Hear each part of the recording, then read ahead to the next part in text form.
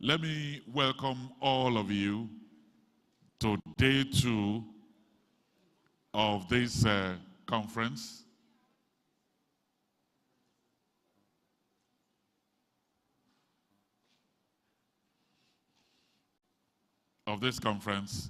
Yesterday was beautiful. Yesterday was crowned with a cocktail that had excess food, excess dance by the cultural troupe, and comedy. But what we are here to do is not comedy, it's serious business. Apart from the very 2 papers that we had yesterday, one on the renewed hope agenda, and the other by the presence of 2 chairmen, two of them former governor of Akwa Ibom State and former governor of Ogun State. But beyond that, we also had the chairman is our own Chief Dr. Chris Alazie Nkomas, who brought us all here today. There's a short documentary we'd like to watch, and it will give us an insight, deeper insight into how it all started. Please, can we have the documentary now?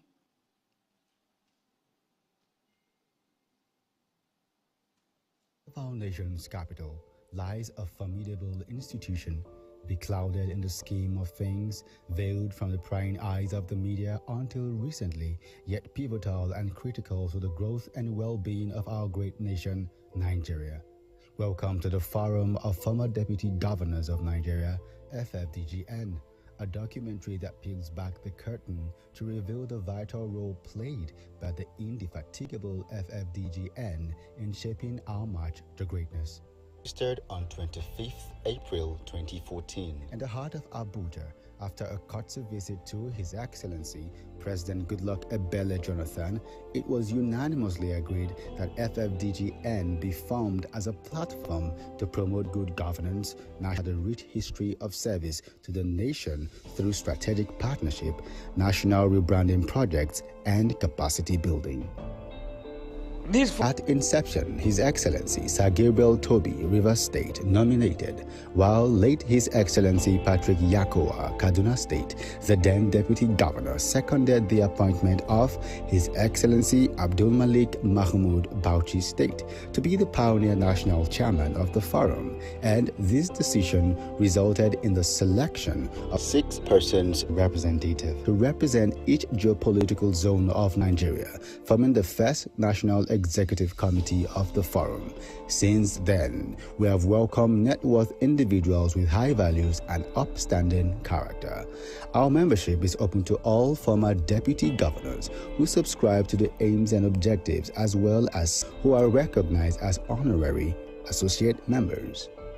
At FFDGN, we have a vision to work towards building a nation where leadership renders quality national services to the greatest number of Nigerians, irrespective of party affiliations. That executive committee presided over the affairs of the forum up until 24th October 2022, when the current executive committee, led by His Excellency Chris A. Akumas, PhD FNIM, was elected during the annual General Congress held at Ibom Icon Hotel, Uyo, Akwa Ibom State. The vision being the unity of the country. What do I mean by that? Our focus is on working together with all stakeholders to ensure that the unity of our country, Nigeria, is sustained, is maintained, and that enjoyed by our people. And so it is important for us that sustainability of democratic governance is in place, but not just only that. We also work hard to ensure peace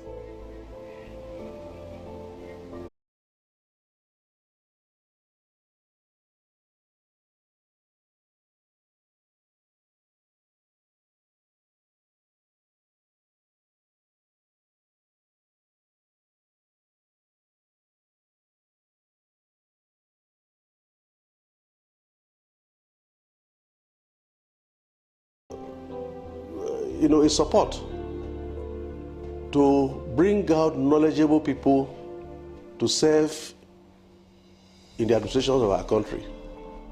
It's a body that has been created before I became a deputy governor, which I appreciate sincerely, because the role of the body is to cater for our members, supporting their governors.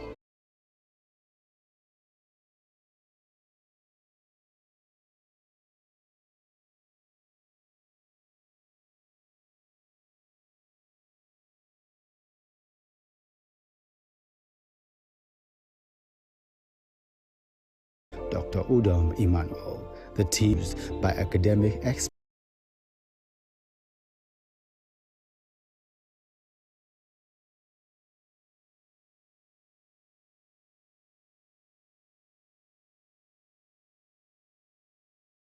should, as a matter of necessity, document its experiences for posterity, and that Nigeria should always see its challenges in the context of global realities. I would like to first and foremost tell Nigerians the theme of the last conference, which is nation building.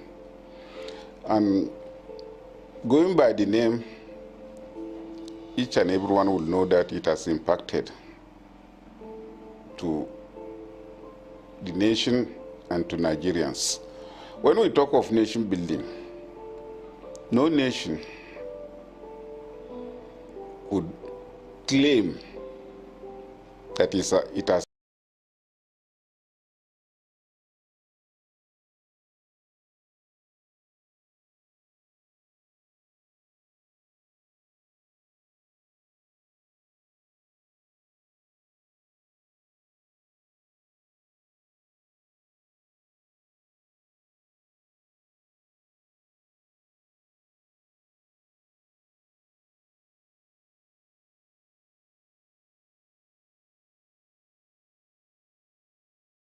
gotten to a height that it doesn't need to build on.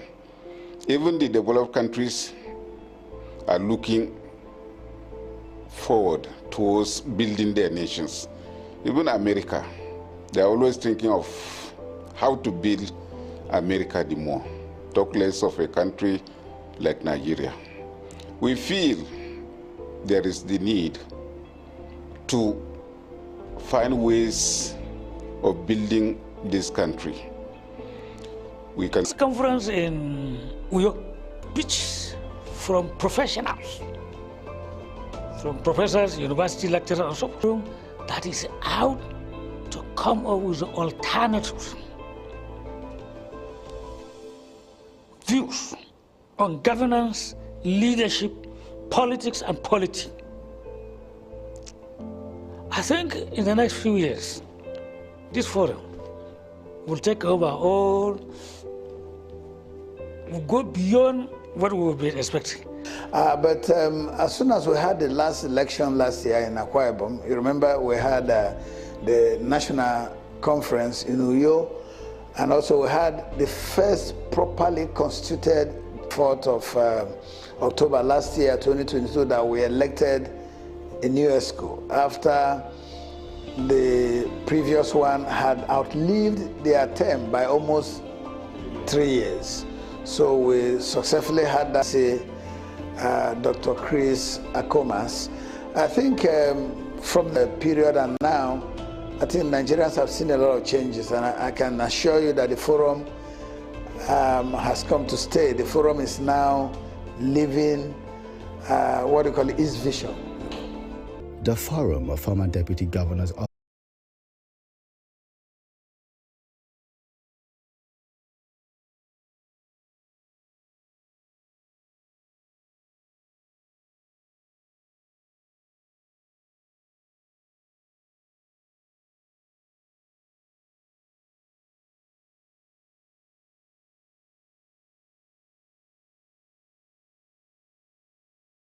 innovation is at the heart of what we do. Therefore, we are always driving progress in remarkable ways. Our achievements and impact are head-turning. And in 2016, the forum held its first general meeting outside the city of Abuja. The highlights of the meeting was the election of new National Executive Committee members. Well, Director General, that nomenclature supposes that I am leading other directors under me in various departments and units. I direct, the operations of the Secretariat, That's generally my duty. And, the constitution of the forum also provided the powers of the Director General. Basically, what do? What we do is we administer the operations of the office, we plan programs as we're empowered by the forum or as we are directed by the National Executive. Since 2019, the forum could not hold a general meeting for the election of new National Executive Committee, though long overdue, but the jinx was broken on the 24th of October 2022, which marked the election of new members of the National Executive Committee and Board of Trustees members after a 6-year period in Uyo, Akwa Ibom. His Excellency Chris A. Akomas, PhD, FNIM, emerged as the national chairman of FFDGN. Helps the leadership of the country take decisions that will augur well for all of us. You will be witnessing the signing of a memorandum of understanding between the FFDGN and IGEI, a short-studied plan to provide a platform to expand trade and investment between the Republic of Poland and Nigeria.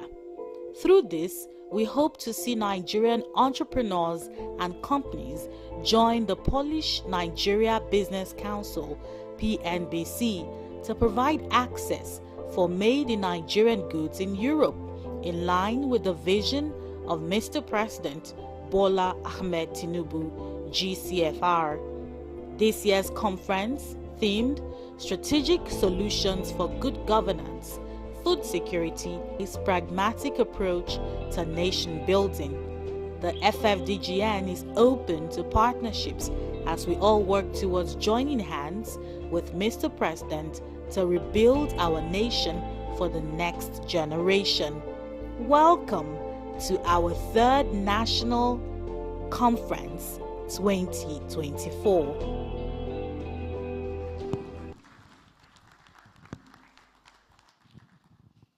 That is the documentary.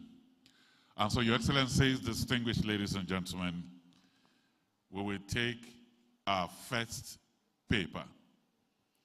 And this paper will be presented by a very eminent intellectual. He is the Chief Economist and Managing Director of Analyst Data Services and Resources, a company he founded to change how data is perceived, stored, analyzed, and applied to politics, to governance, and to the issues that fosters growth and development. He has consulted for WTO, African Development Bank, DFID, Central Bank of Nigeria, Nigeria Economic Summit Group, and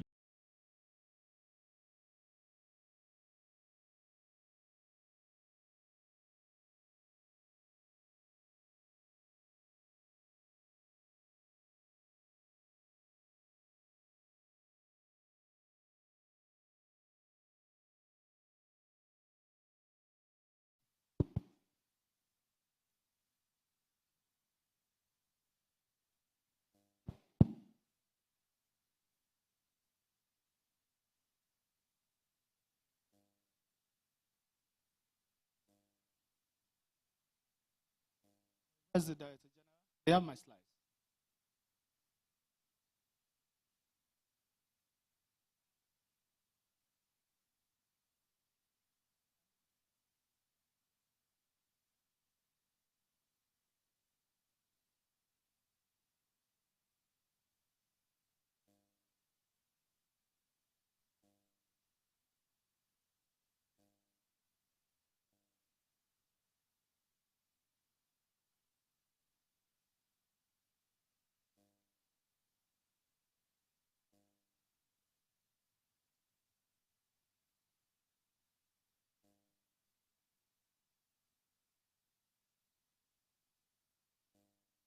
observed.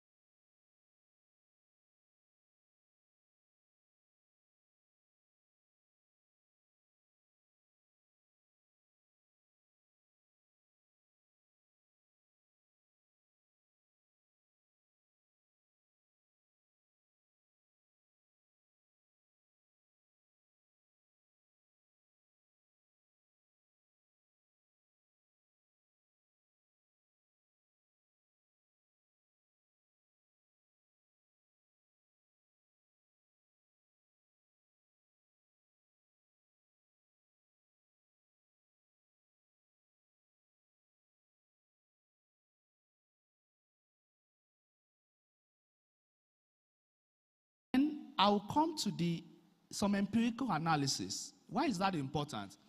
I will try to show that when you have, so I'm doing subnational analysis in most of the things I will be doing.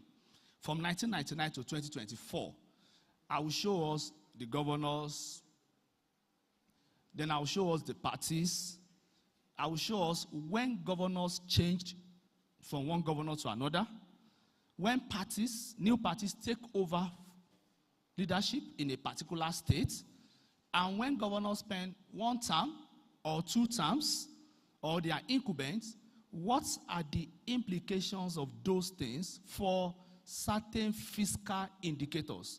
So I will identify some fiscal indicators. They will be total revenue, expenditure, capital expenditure, internally generated revenue. I'll look at debt, domestic and foreign. Please, by now I expect my slides to be up. So I'm going to look at some of those things in terms of how they are different across different regimes of governance changes or regimes of party changes, or whether a governor is spending single terms or multiple terms. Then lastly, I'm going to conclude. So I'm done with my outline.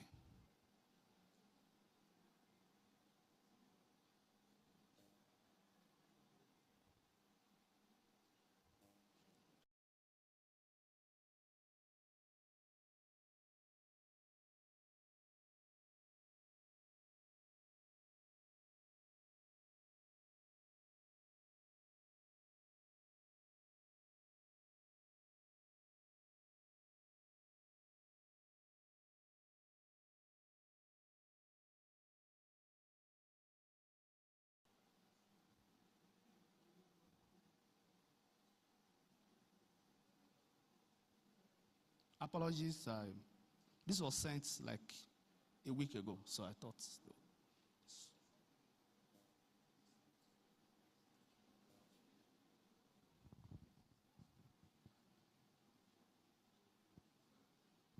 Okay, you can be my phone now. I can use my phone to talk if you can't.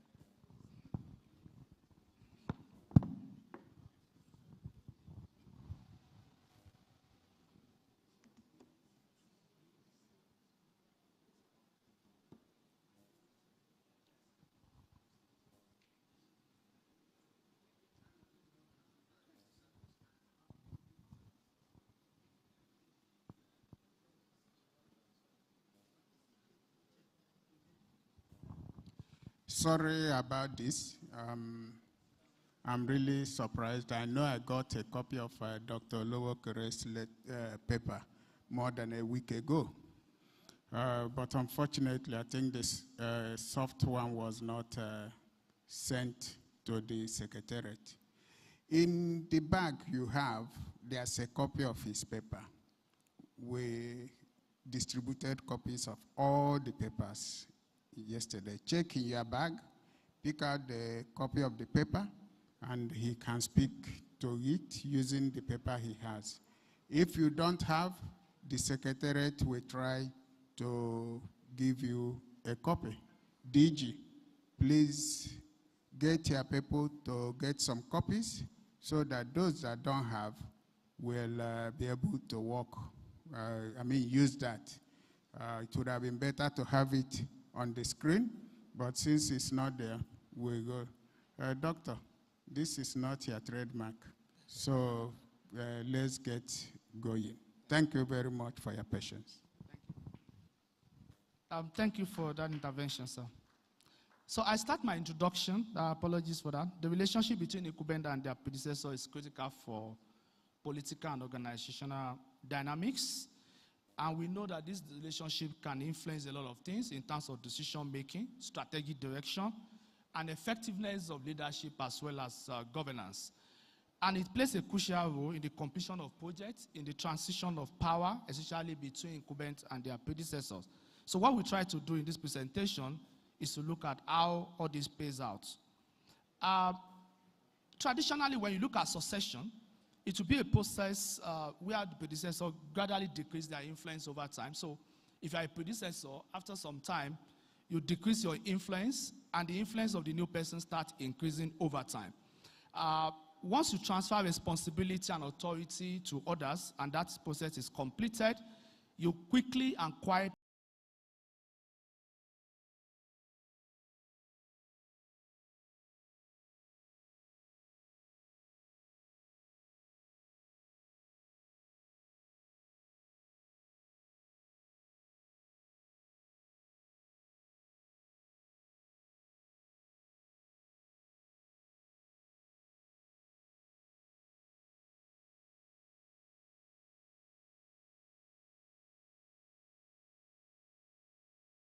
phase away from the scene.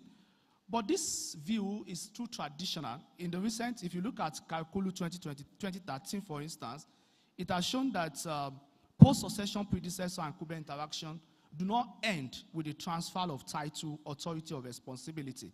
Instead, it continues at various shapes and forms, and it affects predecessor and successor relationship and impacting institutions. And this is very important for government because government, as I said, is a continuum.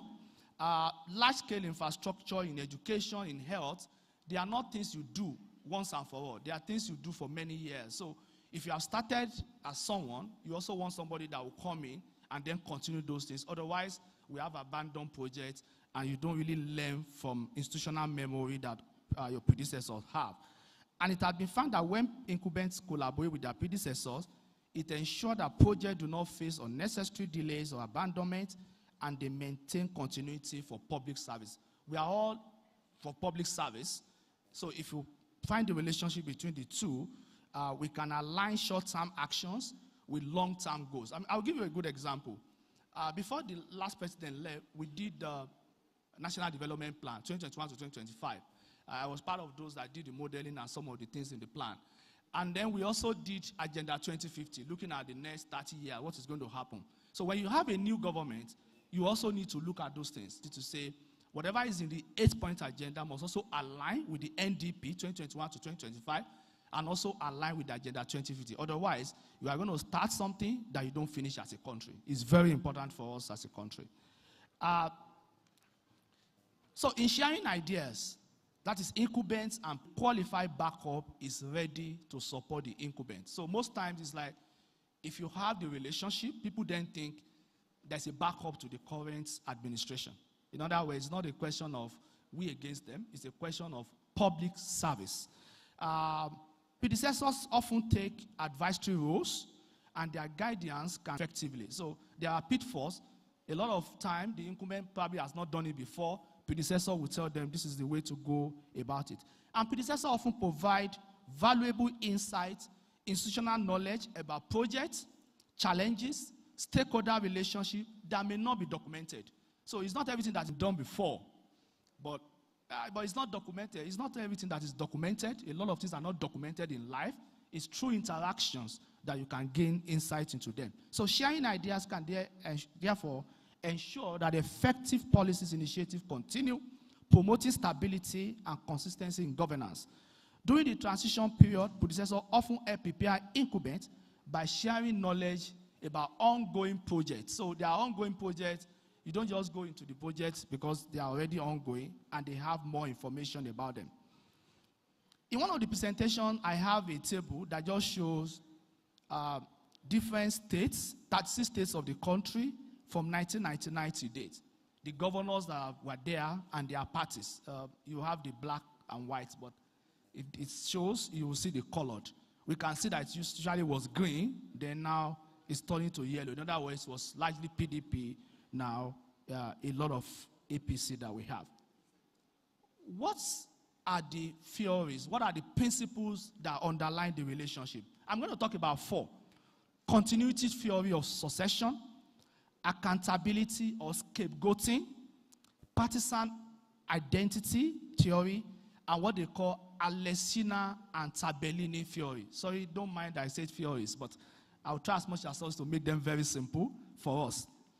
The first one, continuity theory of succession, says that the incumbent inherit pre-existing treaties regardless of the predecessor's existence. They often, in other words, they continue. They inherit everything that the former one has done, the predecessor has done, and they build on these policies and treaties to reinforce legitimacy through achievement. So they continue. So I put certain examples there for Ekiti, Taraba, Ogun, Jigawa, trying to see where the incumbent probably continue what the predecessor has done and when their relationship. The cases are there specifically how they were reported in the traditional news media. For instance, one says the incumbent administration completed the ultramodern bus terminal in Ado-Ekiti, initiated by Kayode Fayemi. It was a press release. In Taraba, completion of Takundi Road, Yerima to whatever, was also completed because a particular incumbent was following what the predecessor has done. In scapegoating,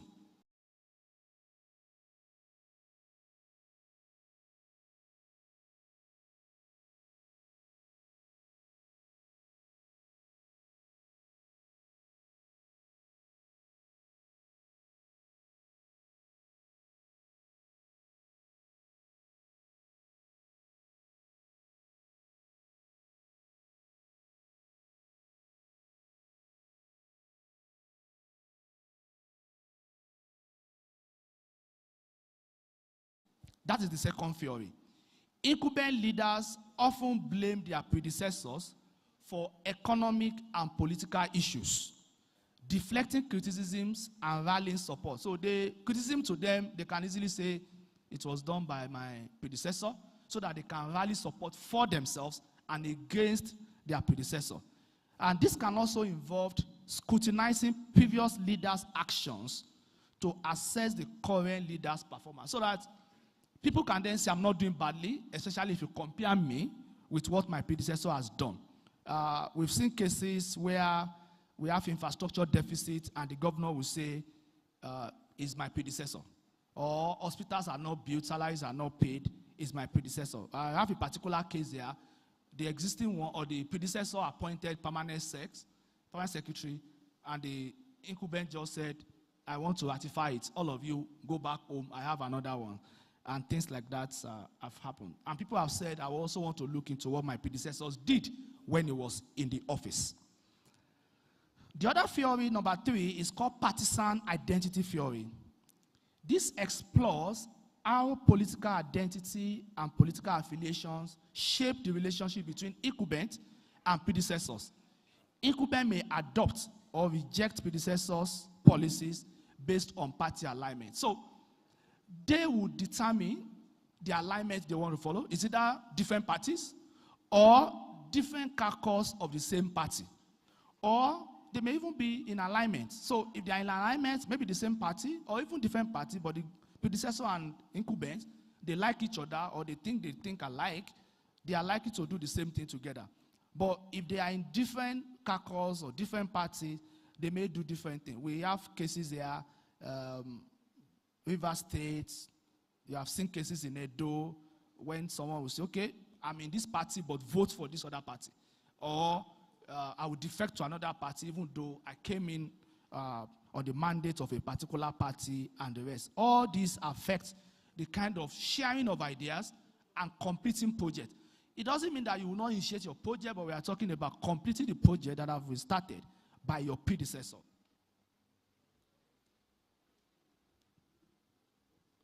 The fourth theory is the Aleshina and Tabellini. Is the name of the people that did it, and this is the one that is very interesting. This highlights how a predecessor may accumulate debts strategically to constrain future government, especially if a rival is expected to take power. So if you know that your rival is expected to take power, what the theory, I was in my postgraduate class, is something that we find very interesting. They will teach you that if you know that the person that is coming to power after you is someone you don't like, you strategically accumulate debts so that you can finish the money and then its own money and then constrain the other one. Then this will not allow you to strategically complete projects and share ideas. So it says predecessors may accumulate debt strategically to constrain future government, especially if a rival is expected to take power, thereby limiting their ability to implement policy effectively and potentially influencing future elections. So the guy, you have overborrowed for the guy, so what does he have to do? He's paying debt. He can't borrow much, even though if he's not paying much debt, it cannot borrow as much. We all know what happens if you want to do debt with the Securities and Exchange Commission, issue bond, the banks, in over-the-counter arrangements. But to really go into the debt market, you need to have certain revenue, which you then have to compare with your existing debt. If the predecessor has already overborrowed, then there's a limit to what you can do in the future. And we have examples here when the governor said, my predecessor left for me 359 billion debt. Another one says, and I don't know how to go about it. Somebody said 528 billion of state fund was mismanaged, and someone said, I'm going to go into what my predecessor did. He spent 120 billion without accounting for that money. So, and we can see this case, Benue, Taraba, Kaduna, Zamfara, Adamawa. These are just case studies. They happen everywhere. And they don't only happen across different parties, they happen even within the same party or different caucus of the same party. So, having looked at what the theory says, in other words, the theories are like, what can guide us? It's possible for us to align. It's possible for us to scapegoat. It's also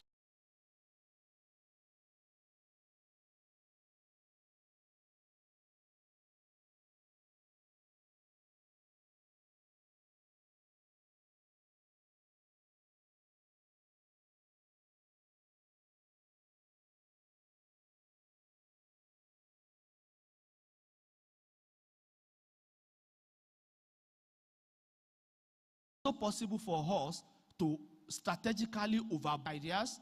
Of course, if you have overborrowed money and I don't have money, if you call me to come and share ideas, I will say, which idea do you want to share? If you say, complete that project, I will say, okay, which project? You collect money, finish your money. Which project would I? I would rather start my own project. So these are things that also always constrain us. So would that phenomenon affect completion of projects?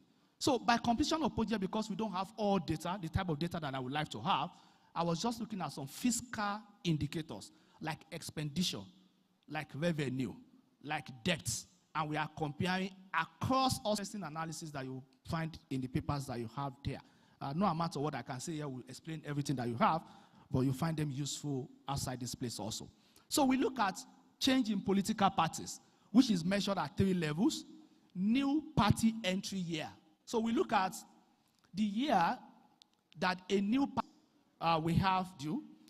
Then we have the first full year. So a new party takes power, the first full year. In that first full year, it was able to do its own budget. You know, in the other one, it probably would do a supplementary. Somebody has done half of the year already. And the influence of that will have, whatever he has done will influence you. So we look at the new party first full year. Then we look at subsequent years. So there is half year, which is your first year. There's first full year, and there are subsequent years in terms of what we try to compare. Then the other concept we look at is change in governors. It's also measured at 3 levels. New governor entry year, that the governor is able to do his own budgets and planning, then subsequent year. Then the third one we look at is governor's terms in office. It's also measured at 3 levels. A governor that completed a single term, a governor that completed 2 terms. Of course, the incumbent now, you cannot say is 1 term or 2 terms, especially if you have not. 8 fiscal indicators, namely total revenue, independently generated revenue, share of IGR in total revenue, total expenditure, capital expenditure, share of capital expenditure in total expenditure, domestic debt, and external debt. We then look at percentage change in all this so that we can see whether changes in parties and offices will influence fiscal indicators between 1999 and 2024. And we have some very interesting results. Some of them I will just highlight, and then I will conclude.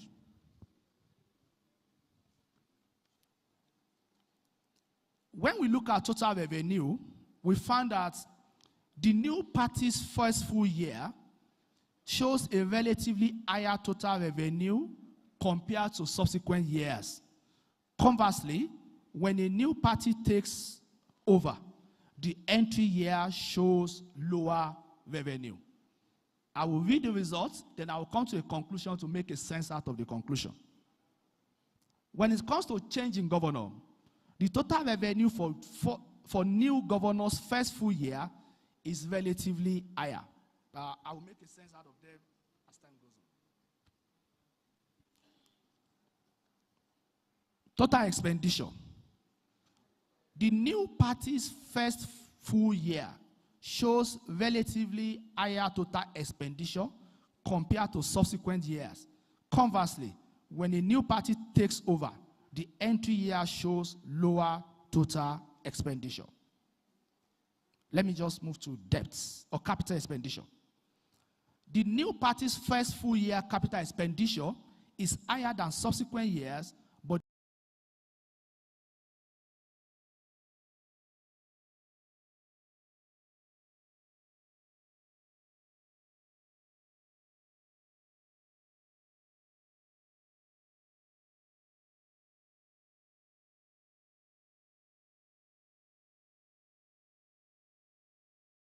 the new party's entry year is slightly lower.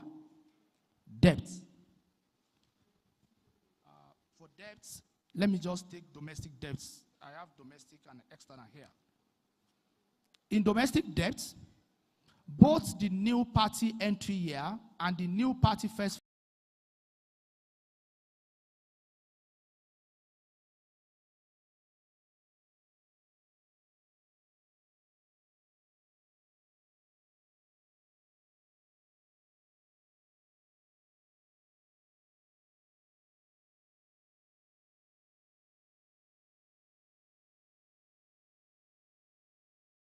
full year show domestic debt levels that are relatively higher than subsequent years.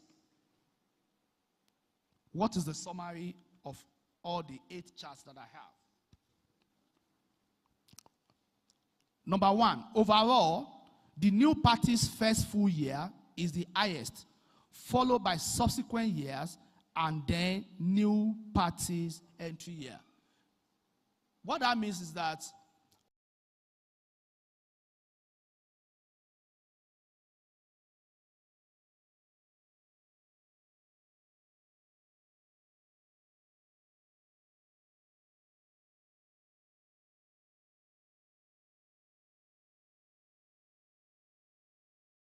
when a new party comes to power, the first year that is able to do his own budget, we see a significant difference from the subsequent years. And that's, it's not necessarily that it's not sharing ideas. It's not necessarily that it's not competing project, but it's showing us that it's doing things that are different, from which we can then gauge the extent to which he's trying to share ideas and complete the project that he met on ground.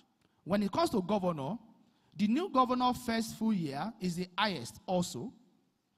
And lastly, overall, the incumbent governor is the highest followed for.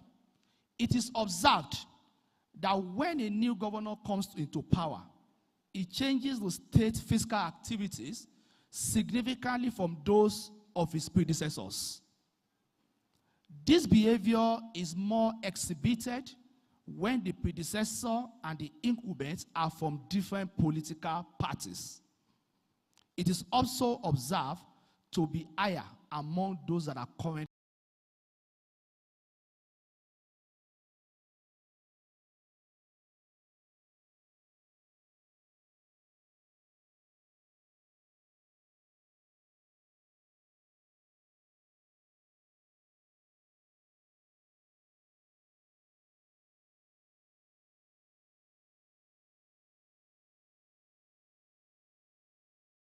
in office. All-time high now. In the past, the higher the tendency to deviate from one's predecessor's fiscal activities, the higher is the possibility of a new party taking over and or the incumbents surviving for a single term. So, what have I said? When a new governor comes to power, generally in Nigeria,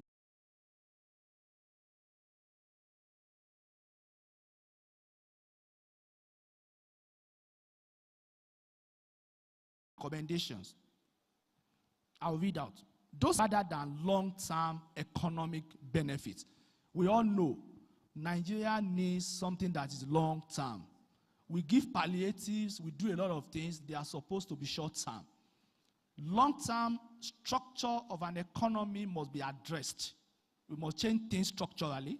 And to change things structurally in the democracy system may be a bit different because you need consensus, one.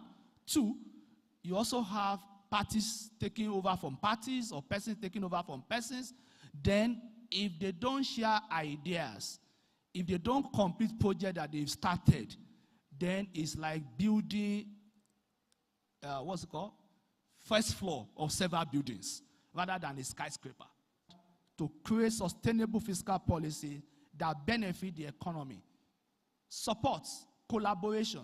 The aim is to support and benefit the economy. The incumbent should maintain policy stability by completing predecessors' projects that have attracted investment. Investment should not just go down the drain, they should be completed. Unless there are clear inefficiencies that are identified.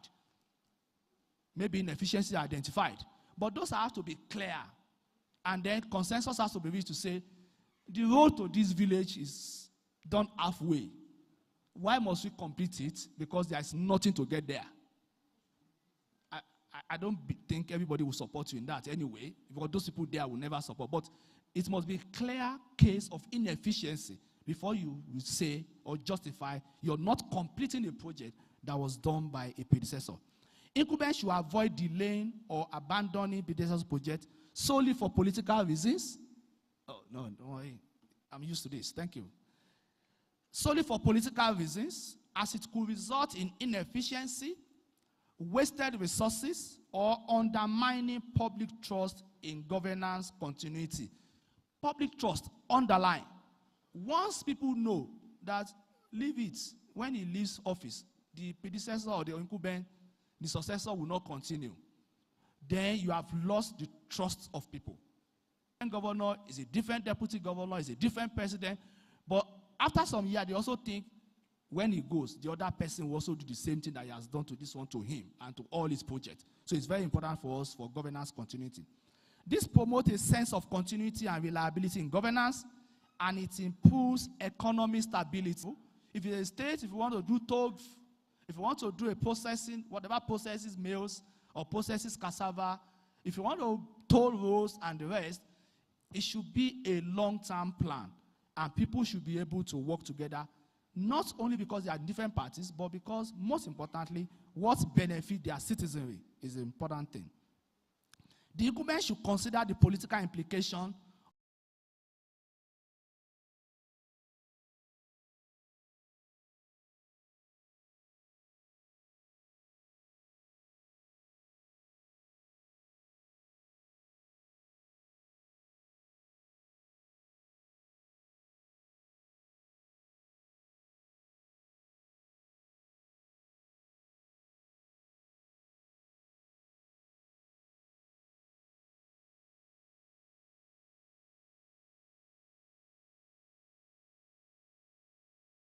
be forced by that larger institution to share ideas and complete projects. And I think this is one of the things that this forum can do for us going forward.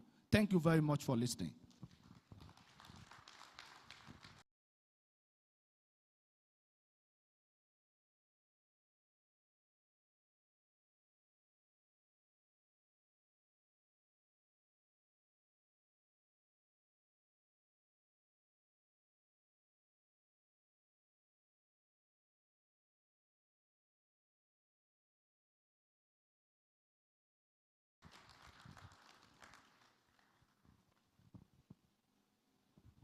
Thank you very much, Dr. Afolabi Olowokere.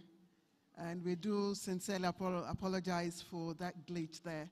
But regardless, I think we should give him a round of, I know what it takes for you to get back to do that beautiful lecture there.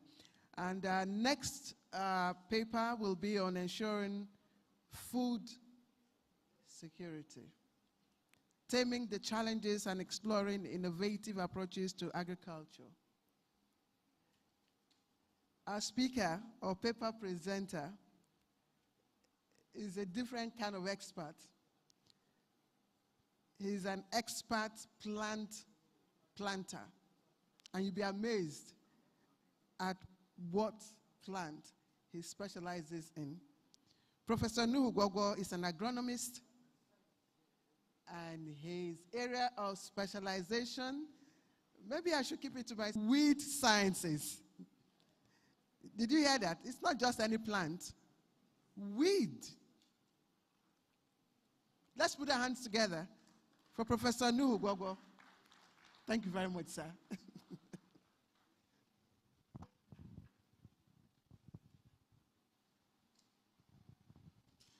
I would like to stand on the existing protocol and to appreciate this forum for giving me this opportunity to discuss with us the issue of food security.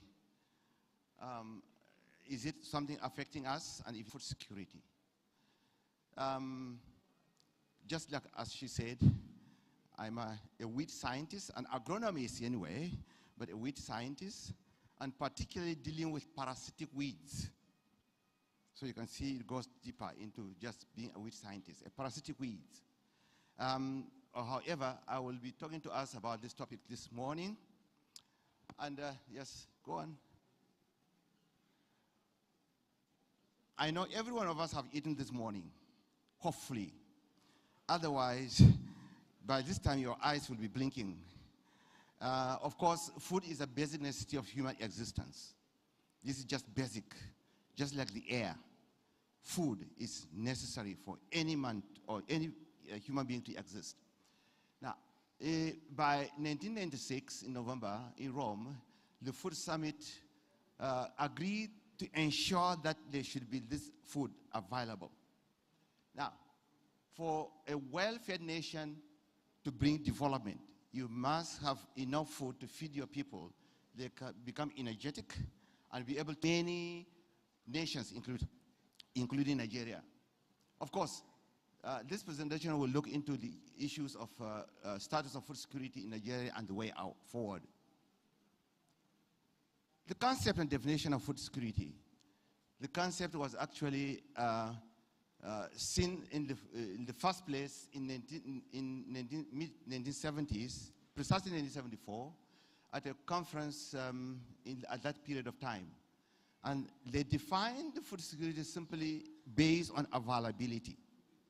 However, the World Summit in 1996 defined food security as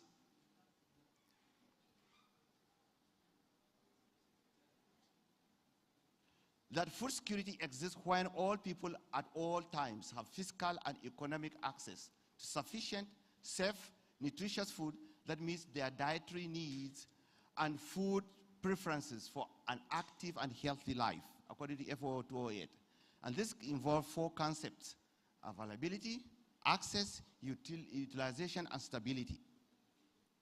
Of course, as we're seeing over there, they interlock with each other. Availability is availability of quality and nutritious food for everyone. It can be affected by production, distribution, and exchange. Accessibility, ability of individuals and households to get the required amount of food to have a healthier, nutritious meal.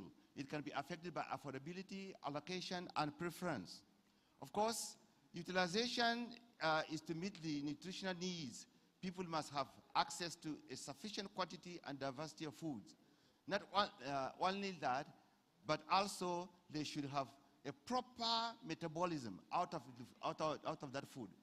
Food utilization can be affected by nutritional value, health status, food safety, and preparation and consumption. And of course, stability will involve the food may be available and accessible to the people who are able to utilize it efficiently. Now, let's look at impact of food security on any development. Of course, in any particular area, the most important component of development are the human beings. But deterioration in human nutrition is one of the major factors hindering development in any area. When a country lacks adequate levels of nutrition and nutritious food, for its people, it will suffer underdevelopment. Of course, for example, by the Global Food Crisis 2024, 26.5 million Nigerians, about 13% of the population, are projected to face high level of acute food security. And of course, such a population, you should expect that will slow down our development. What is the potential of Nigeria towards food security? Looking first and foremost at the 234 million, and it will reach about 375 million by 2050. Of course, with this population, about 75% are involved in agriculture. But what type of agriculture? Is it producing something productive to us, or is it underproducing something for us? To the desert, of which we can be able to utilize all kind of land and soil for our crop production. Of course, land mass, we are not limited by any means. Nigeria, are we self-sufficient? Are we deficient? Where do we belong to? Now, despite all the favorable parameters we have looked above, Nigeria is unfortunately suffering for food security.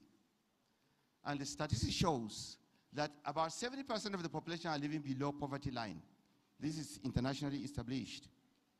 And of course, Nigeria ranked 109th out of 125 countries with a score of 28.3 labeled as a serious hunger level, according to Global Hunger Index 2023. While the UNDP Human Development Index placed Nigeria 156th out of 187 countries accordingly. Nigeria's multidimensional poverty index also indicates that about that 33% were multidimensionally poor in 2021. Furthermore, the Global Food Index of 2022 reported that Nigeria ranked 107 out of 113 countries, scores 42%, ranked 25 out of 28 in sub-Saharan Africa. According to the 4 principles of food security, Nigeria ranked 113 out of 113, the last country, and with 25% in food affordability. 108 out of 113 countries scores about 39.5% of food availability. 79 out of 113 countries, 55.6% of food safety and quality. And of course, 57 out of 113 countries rank together with Malaysia and Saudi Arabia for food sustainability. Environment is very low. None of these, except the last two, quality and safety and sustainability, we just cross about the 50% margin. Imagining to feed a population of about over 200 million. Next. Of course, you look at this graph over here, the prevalence of undernourishment and hunger of nourishment in billions. And you can see the graphs look similar. Of course, we are trying to rise, but the rising is not fitting into the population. Next. Of course, estimated increase in the number of undernourished people in 2022. We look at it by the region. You look at Asia and the Pacific, and you can see Sub-Saharan Africa, and then the Near East, and then Latin America. Sub-Saharan Africa and the Near East, you look at the proportion of malnourished people is combined together, they are the highest, and we belong to those group of people with malnourished population. Next. Looking compared with population, proportion of food insecurity. We have a total population in green, and of course the moderate and severe food security problem. If you look at the low-income countries, you can see that the severe case is smaller. You look at the lower middle-income countries which we belong to, you can see that the severe case under severe malnutrition. Continue. Now, but how did Nigeria get into this level of mess of poverty and hunger? It was very simple. In the 40s and the 50s, we were self-reliant in producing food to feed ourselves and to export. But the agriculture system practice ably sustained the population with surplus to export. Different regions in Nigeria specialize in different kind of crops. Groundnut and cotton in the north, cocoa in the west, oil palm in the east, and cash crops with abundant food crops. Now, suddenly, by 1956, the oil was discovered. Exportation started in 1958. Interest in agriculture began to dip. Concomitantly, importation of food items soars up and not able to meet the needs of the people. Rice, for example, now, rice requirement was approximately 6.7 million metric tons for our consumption in a year. But Nigeria could only provide almost just half, and therefore we have been importing more than half of what we need in this country. Next. Why with this problem of food insecurity now? What are the major causes of the problem? Insufficient production.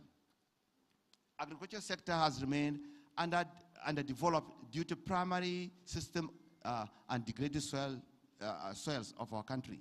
Primary system here means we are still using rudimentary instrument and principles in crop production. And our soils are degraded and we are not taking care of them. Of course, less external input. Of course, if you want to produce much more, you need to have good inputs. Seeds, fertilizers, pesticides, otherwise. And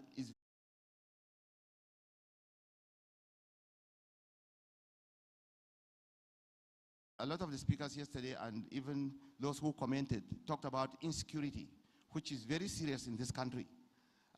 Civil insecurity in the northeast with Boko Haram have displaced so many people, 2 to 3 million of them. And of course, majority of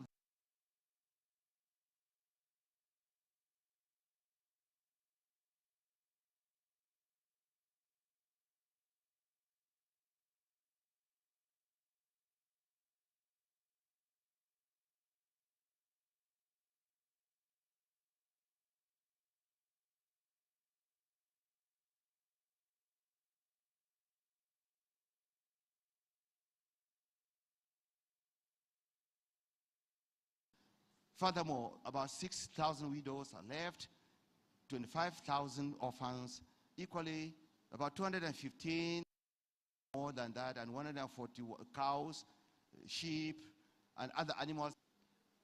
Of course, the next problem we are having is climate change and natural disasters. Climate change impacts on agriculture, distribution, production, and accessibility of foods.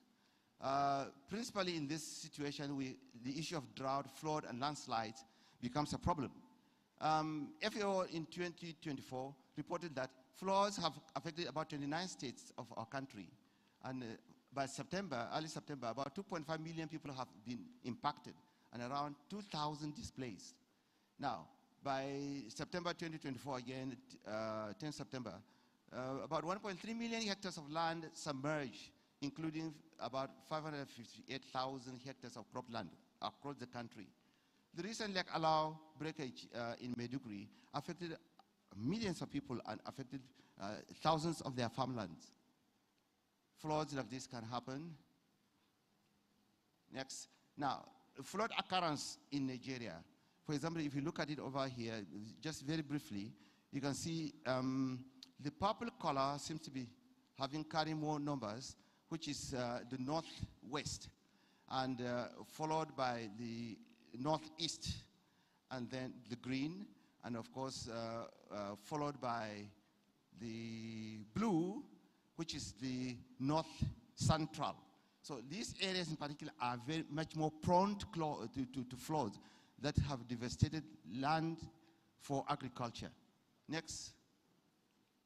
If you look at it over here, an issue of flood in Africa and Nigeria, the floods, if you look at the orange is Africa and the blue is Nigeria, the number of people affected, you can see how the pattern just follows from 2011 to 2020, and the number of, also down here, the same thing follows Africa and Nigeria. The flood situation is very high. Next. Drought. Drought severely impacts crops, threatening Nigeria food production.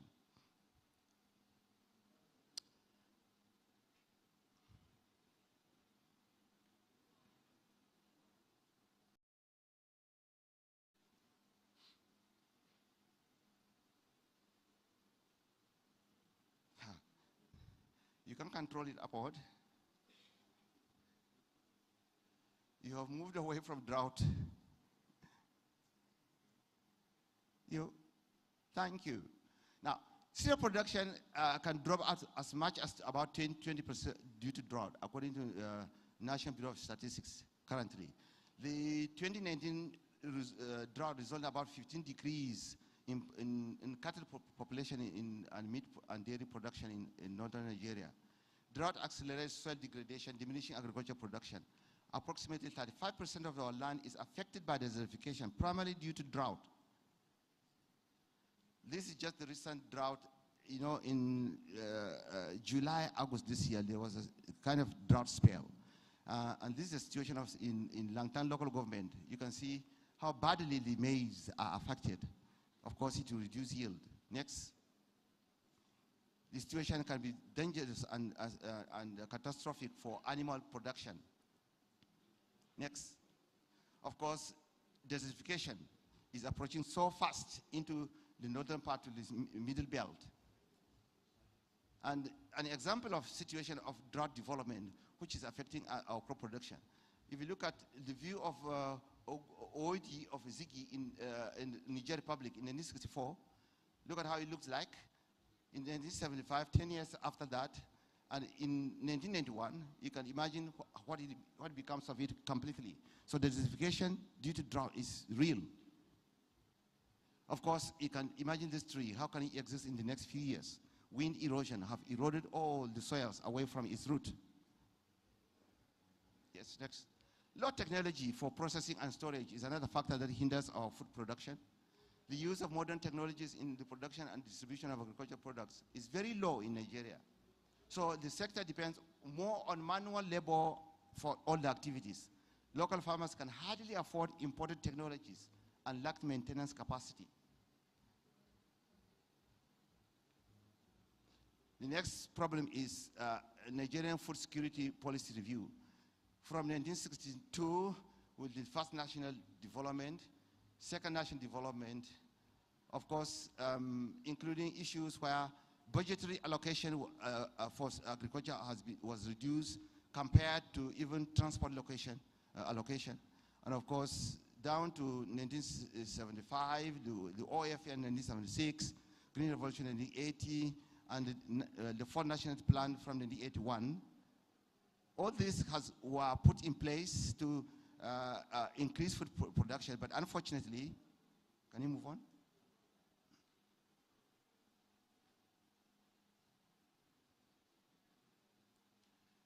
Despite the comprehensiveness of the numerous programs and projects, effective implementation could hardly be achieved due to poor governance and corruption. One of the issues we are handling here at this particular meeting here. Now,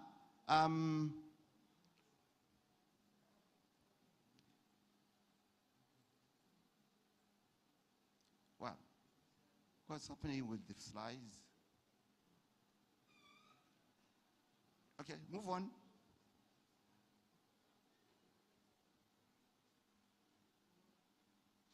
Only until the emergence of the civilian administration in 1999 that much needed attention was given to the agriculture sector and food production.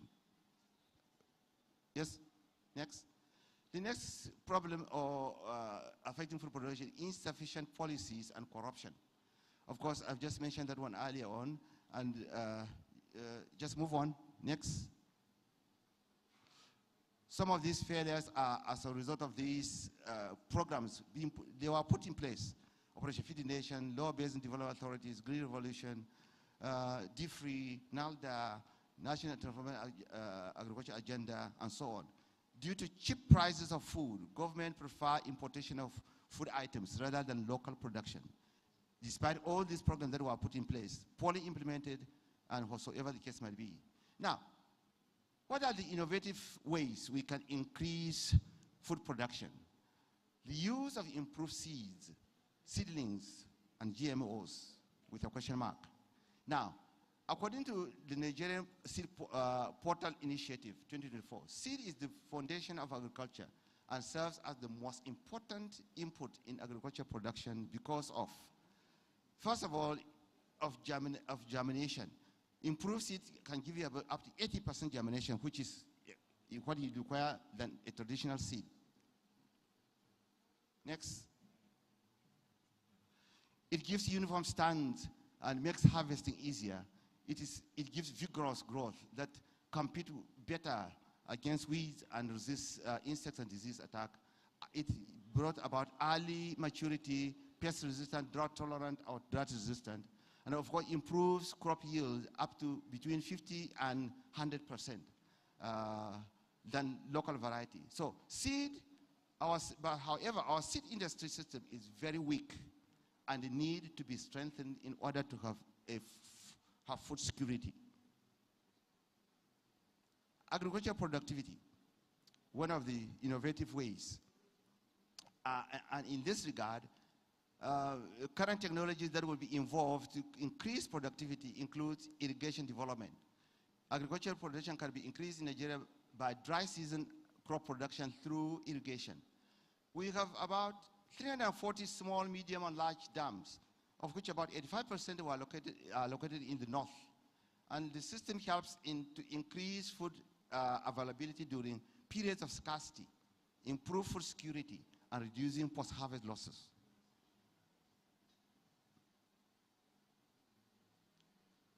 The next is to implement climate-smart agriculture practices, vigorous crop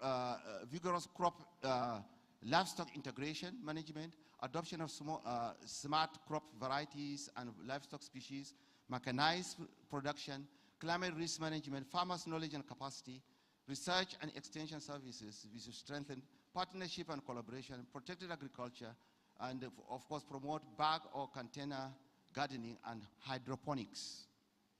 Next. This is a solar-operated greenhouse, which we have abundant solar. Increase our food production, whatsoever the capacity might be like. and yet we are not utilizing it. Other countries like in Europe, Australia, they are leveraging on this technology so much and earning a lot of revenue and feed their people. Next. Of course, the bag technology you can have at your backyard is very important. Housewives, husbands, do something at your backyard and leverage vegetables, even root crops, is something very contributing to food security. Next. Of course, ranching versus open grazing, the debate we have been on, but at the end of the story, we have no escape route but to go ranching. And I hope the government will implement this issue very well, gradually with time. It's more profitable than this open grazing issue. Next.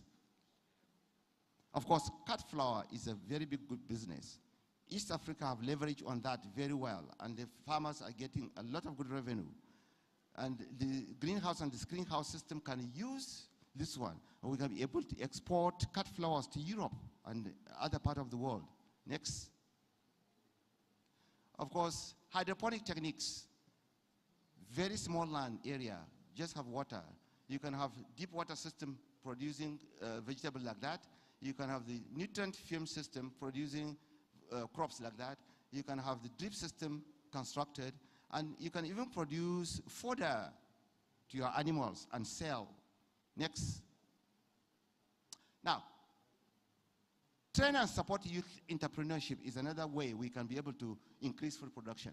And of course, training in areas like livestock, poultry, horticulture, irrigation, farm mechanization, fisheries and processing to add values to agricultural products. Kano had a very impressive practices of, they have about 20 institutes and have trained thousands of youth, including women and skills. The Livindis Foundation has done tremendously in agriculture innovation. Next. Next. Crop rotation and diversification. Now, crop rotation is not a new thing, but it's very important to be continued with. And it brings diversification, control soil problems and pests, and increase production very highly. Next. Next. Use of high technology. Now, this is an issue where AI, artificial intelligence now is being used and by using of drones. With this, you can be able to monitor plant health, planting and seeding, spray application, monitoring field conditions, security, drone pollination, drone AI, and drone irrigation. Next. Drone technology, you can see this drone spraying over there. You can spray pesticides, you can spray insecticides very conveniently. You can use it for security on the field. You can pollinate your crop with a drone. You can monitor the plant health in your field. Yes, next. And of course, you can irrigate your field with a drone. Next. Now, policies to support smallholder farmers and improve supply chain in Nigeria. The issue is what are the policies we can adopt to improve food security. Mechanization is very important. Let's supplement the issue, the situation of our smallholder farmers. Let's bring back backward integration of agro-industries who use small-scale farmers to supply their raw materials. I could remember in the 70s in Zaria, the tobacco production over there, the company have their outgrowers, they supply the seeds, they supply the inputs, fertilizer, they supply the pesticides. And the farmers will harvest and sell it back to them. And that has improved the income of the farmers and also the efficiency of the companies. Now, back to land is an issue of we provide incentives to our youth to go back to the land. We have to provide the input they need and the market they need so that they can be able to go back to the land. Next. Of course, input supply is very crucial to increase food production as a policy. seeds, water, fertilizer, agrochemicals, and land tenure systems must be put in place in such a way that these things are available to the farmers. Subsidies should be selectively granted on farm inputs, farm equipment and facilities, and farm services to reduce the cost of agriculture production. Of course, agriculture credit is very important in increasing food production as a policy by the government. Next. Agriculture insurance, which is non-existent in this country, but it's very crucial to ensure that the farmers are protected against any hazard, whether flood or drought or whatsoever, or the case might be. So insurance should make sure that the hazards, farmers are protected from these hazards and keep them in business. Next. Marketing is another issue that we need a very strong policy. Issue of transportation, infrastructure, and of course, if we have efficient system of marketing, it can evolve into reasonable export for our commodities. Next. Now, the role of government and private sector ownership in food production. In food government, they have a role to play to make sure that food is produced sufficiently enough for us. The federal government should be able to provide general policy framework within which agriculture will develop and guidance to state and other public agencies. Research into all facets of agriculture, including provision of breeding stock and foundation seeds of improved varieties, stock, and so on. Next. The state government should be able to promote primary production of items to produce, including crops, livestock, and fisheries, ensuring access to land to those who wish to farm. The training of manpower for agriculture development is crucial here by the states. The control of plant and animal pests and diseases should be handled by the state too. Local governments should make sure that by policy, they provide effective agriculture extension services.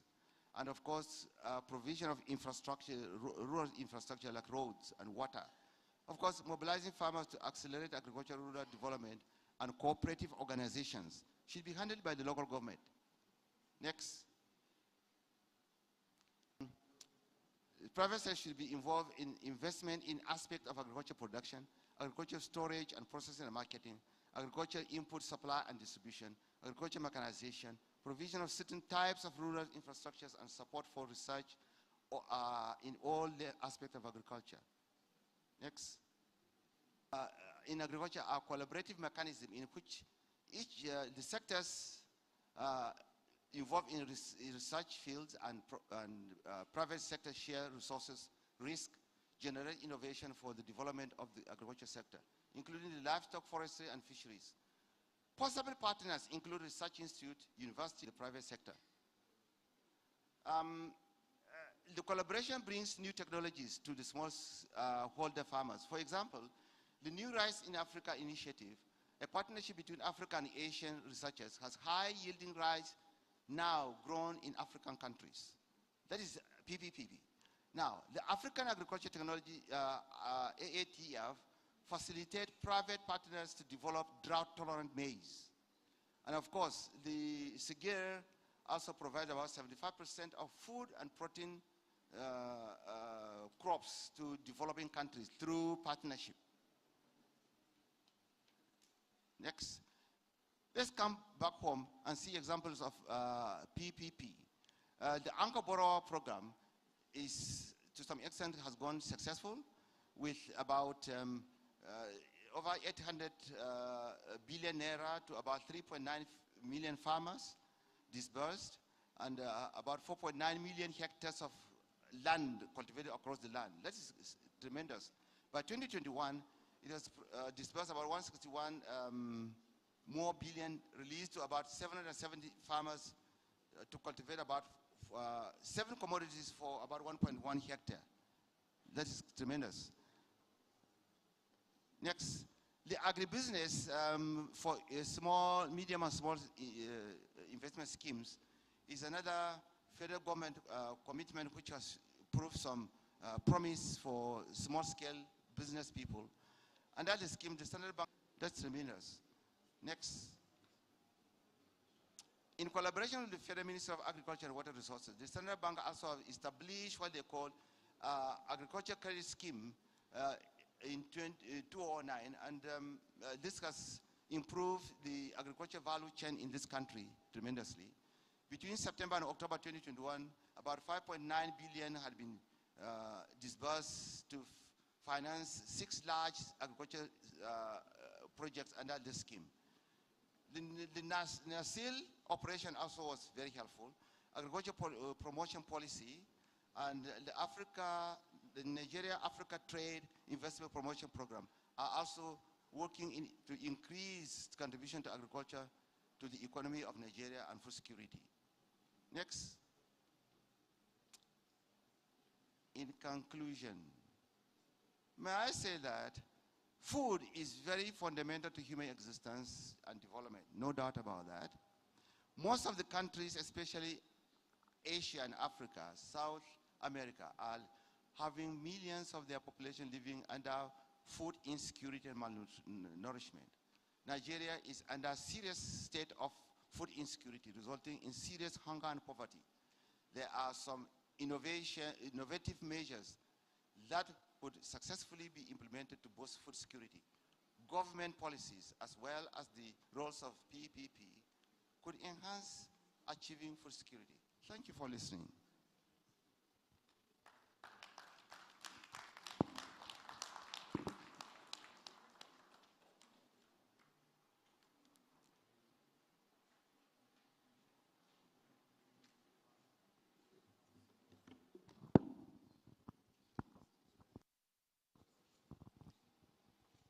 Thank you very much, Professor Nuhu Gogo, Professor of Weed Sciences. And if you ask me, the solution to ensuring our food security is empower the women farmers. Women, are we together? Are we together? Empower women farmers. You'll be amazed what they can do. And you know, they say empower the woman, you empower the world. And it is not just the woman, everybody.